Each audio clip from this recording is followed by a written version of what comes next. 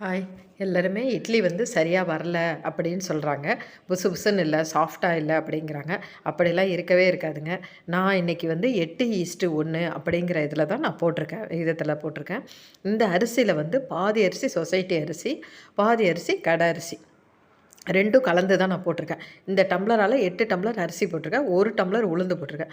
1 tumbler உளுந்து போட்டுட்டு கொஞ்சம் வெந்தயம் போட்டிருக்கேன். இந்த அரிசி உளுந்த ஃபஸ்ட்டு எடுத்துட்டு நல்லா 4, 5 தடவ கழுவிடணும்.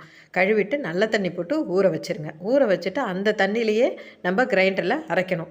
அந்த தண்ணியிலே அரைக்கும்போது உளுந்த ஃபஸ்ட்டு போடுங்க. உளுந்த போட்டு 3/4 மணி நேரம் 45, 50 நிமிஷம் வரைக்கும் ஓடட்டும். உளுந்து மெசிஞ்சோன்னா வழிச்சு போடணும் அப்படிங்கிறது கிடையாது. நல்லா பூக்க அரைக்கணும். உளுந்து பூக்க அரைச்சிட்டிங்கன்னா ஆட்டோமேட்டிக்கா இட்லி வந்து ரொம்பவே நல்லாயிருக்கும். நல்லா பூக்க அரைச்சிட்டு அதுக்கப்புறம் அரிசி அரைச்சி கரைச்சி வச்சுட்டிங்கன்னா அடுத்த நாள் காலையில் இட்லி சூப்பராக இருக்கும். ஓகே, ட்ரை பண்ணி பாருங்கள்.